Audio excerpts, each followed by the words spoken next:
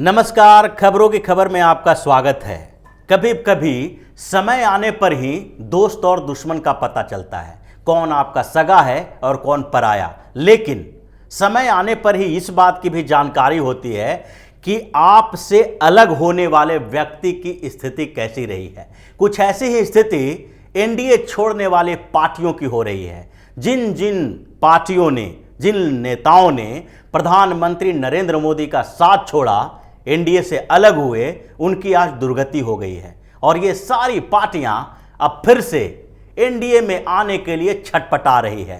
इन पार्टियों के नेताओं की स्थिति ऐसे हो गई है कि ये न तो एनडीए के तरफ रहे हैं, अब न पीएम मोदी के साथ हो पाए और न ही दूसरे गठबंधन में इनको कोई सम्मान मिल पाया है। यानी बात यहां हो रही है एनडीए और यूपीए की। एनडीए में जहां प्रधानमंत्री नरेंद्र मोदी का नेतृत्व है, तो दूसरी तरफ यूपीए में चेयरपर्सन बनने को लेकर भी संघर्ष चल रहा है, हंगामा चल रहा है। और ऐसे में जिन जिन पार्टियों ने एनडीए से अलग होने का रास्ता अपनाया, आज उसकी क्या स्थिति है, इस बात को समझने की जरूरत है। अभी हाल फिलहाल में कृषि कानूनों को लेकर पंजाब की एक पार्टी ने एनडीए का साथ छोड़ दिया।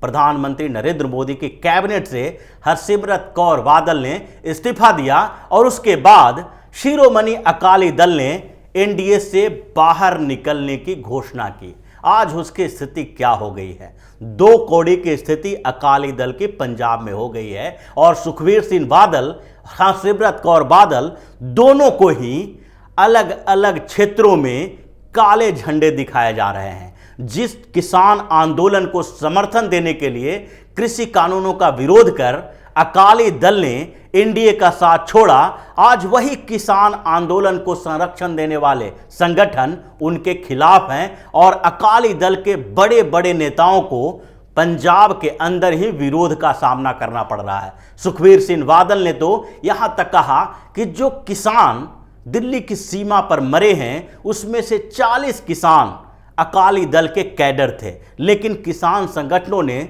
सुखबीर सिंह बादल की वो बात भी झुठला दी और अकाली दल पर कई आरोप मढ़ दिए। उन्होंने जो संगठनों की बात कर रहे थे, उन संगठनों ने एक साथ मिलकर अकाली दल की इस पूरी मुहिम को फेल कर दिया कि किसान संगठन में उनके नेताओं का कोई भी हाथ है, योगदान है। जिस तरह से पंजाब में किसान आंदोलन को लेकर अकाली दल को विरोध का सामना करना पड़ रहा था, उसके बाद अकालियों ने एक और नई रणनीति अपनाई और अकाली दल के नेता ने कहना शुरू कर दिया कि जो किसान आंदोलन कर रहे हैं दिल्ली की सीमा पर, उसमें यूथ अकाली दल की एक बड़ी भूमिका है। और सुखबीर सिंह बादल ने तो यहां तक कह दिया कि जो वहां पर किसानों का आंदोलन हो रहा है दिल्ली की सीमा पर, उसमें पंजाब के अकाली नेता और उसमें भी 40 से 50 कंस्टिट्यूएंसी संभालने वाले नेताओं का भी अहम योगदान है। वहां पर टेंट से लेकर दूसरे सामानों की सप्लाई तक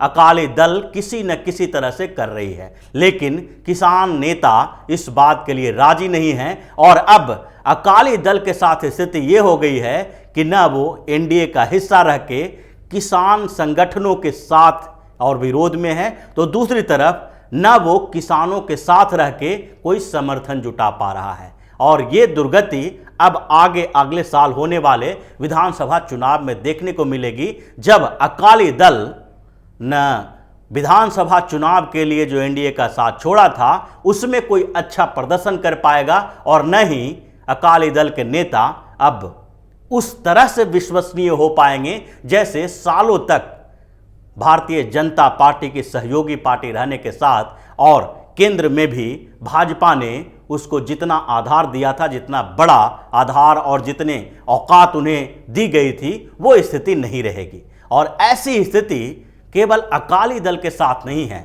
बल्कि अलग अलग राज्यों में जिसने भी पीएम मोदी का साथ छोड़ा, एनडीए का साथ छोड़ा है, सबकी लगभग वही स्थिति है। अगर आप बिहार से बात शुरू करें तो वहां पर भी प्रधानमंत्री नरेंद्र मोदी के कारण ही एनडीए से अलग होकर जदयू ने अपना अलग आधार बनाने की कोशिश की थी। जब नरेंद्र मोदी को प्रधानमंत्री का उम्मीदवार बनाया गया था भारतीय जनता पार्टी की तरफ से, तब नीतीश कुमार ने एनडीए का साथ छोड़ दिया था और विधानसभा चुनाव और लोकसभा चुनाव में उन्होंने अलग रास्ता अपनाया।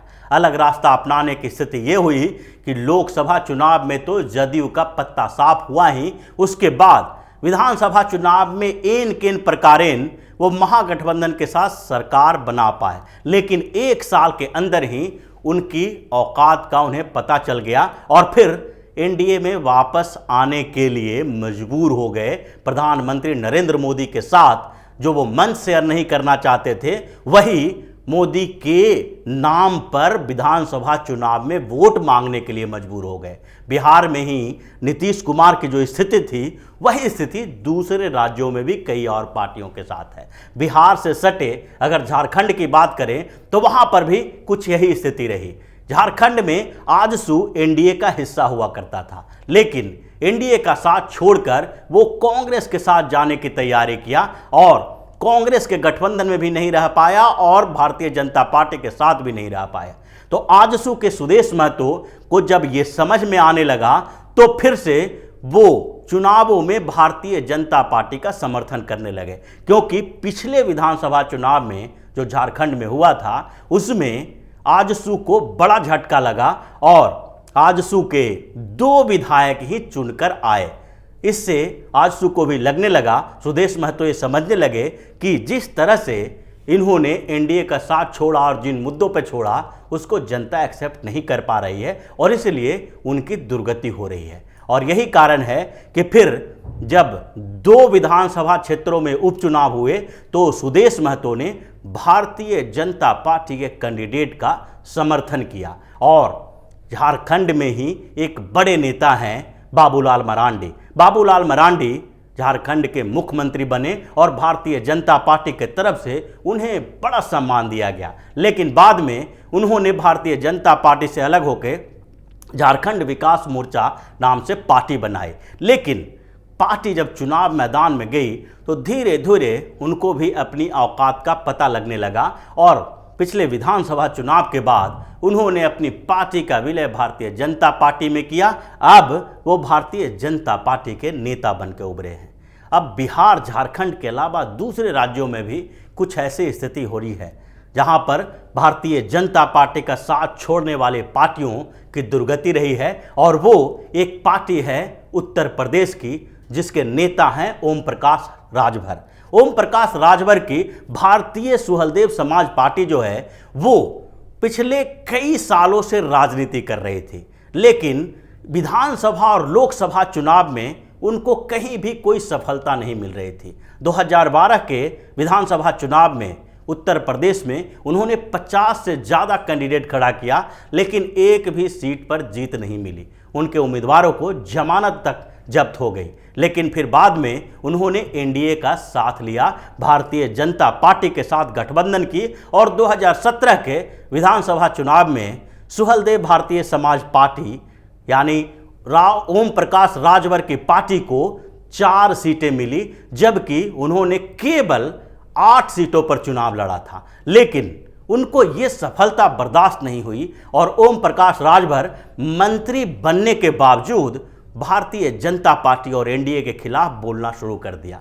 2 साल तक मंत्री बने रहे और फिर बाद में भारतीय जनता पार्टी ने उनको अलग कर दिया। योगी आदित्यनाथ ने अपने कैबिनेट से उन्हें बाहर निकाल दिया और आज ओम प्रकाश राजभर की औकात 2 कौड़ी की हो गई है। अब आगे आने वाले विधानसभा चुनाव के लिए कभी वो ओवैसी के शरण में जा रहे हैं तो कभी समाजवादी पार्टी के शरण में जा रहे हैं। उनको अब समझ में नहीं आ रहा है कि वो अपने विधानसभा सीट भी अगले चुनाव में बचा पाएंगे कि नहीं, और इस चक्कर में वो फिर से घूम फिर कर एनडीए में आने की तैयारी में लगे हैं। भारतीय जनता पार्टी के साथ आने के लिए पूरा जोर लगा रखे हैं, छटपटा रहे हैं, लेकिन अभी भारतीय जनता पार्टी की तरफ से कोई ऐसा इंडिकेशन नहीं मिला है कि ओम प्रकाश राजभर को फिर से भाजपा के साथ लाया जाए।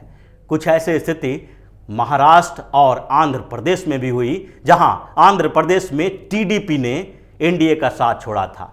चंद्रबाबू नायडू पहले एनडीए के हिस्से के तौर पर थे और उन्होंने प्रधानमंत्री नरेंद्र मोदी के खिलाफ आवाज उठानी शुरू कर दी, एनडीए से बाहर निकले और आज उनकी स्थिति ये हो गई है कि कभी बेताज बादशाह होने वाले आंध्र प्रदेश के चंद्रबाबू नायडू आज अपना आधार खो चुके हैं। चंद्रबाबू नायडू के तेलुगु देशम पार्टी को आंध्र प्रदेश में चुनावों के समय सबसे बड़ा झटका लगा जब नई पार्टी यानी वाईआरसीपी कांग्रेस की जो पार्टी है, जगनमोहन रेड्डी ने एक तरफा चुनाव में जीत हासिल की और टीडीपी के हाथ खाली रह गया। अब टीडीपी के नेता और जो पूर्व मुख्यमंत्री आंध्र प्रदेश के चंद्रबाबू नायडू फिर से भारतीय जनता पार्टी के साथ आने के लिए छटपटा रहे हैं। चंद्रबाबू नायडू की स्थिति ये हो गई है कि आंध्र प्रदेश में जो लगातार मंदिर तोड़े जा रहे हैं उस मुद्दे को केंद्र सरकार तक पहुंचाया है।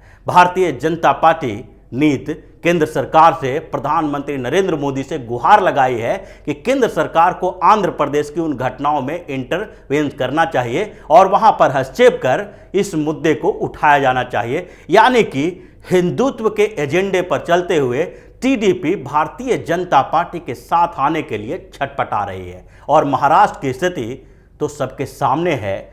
शिवसेना प्रमुख उद्धव ठाकरे ने भारतीय जनता पार्टी के साथ अपना गठबंधन खत्म किया, उसके बाद वो मुख्यमंत्री तो बन गए लेकिन उनकी स्थिति दो कौड़ी की रह गई है। शिवसेना में आपस में फूट पड़ा हुआ है और गठबंधन जो तीन पार्टियों की है, एनसीपी, कांग्रेस और शिवसेना की, उसमें शिवसेना के मुख्यमंत्री बनने के बावजूद सबसे खराब स्थिति है। एक तरफ एनसीपी प्रमुख शरद पवार शिवसेना पर बिल्कुल पंजा भिड़ाए रहते हैं और जो कहते हैं वही शिवसेना को करना पड़ता है, तो दूसरी तरफ कांग्रेस डंडा चलाती रहती है और दोनों के बीच शिवसेना इस तरह से पिस गई है कि अब उन्हें दोनों से बाहर निकलने के लिए छटपटाहट हो रही है। लेकिन अभी तक इस बात के लिए भाजपा से संकेत नहीं मिल रहा है कि किसी तरह से महाराष्ट्र में अगर भाजपा और शिवसेना फिर से गठबंधन में आती है तो उसका नेतृत्व कौन करेगा। ये स्थिति चारों तरफ है।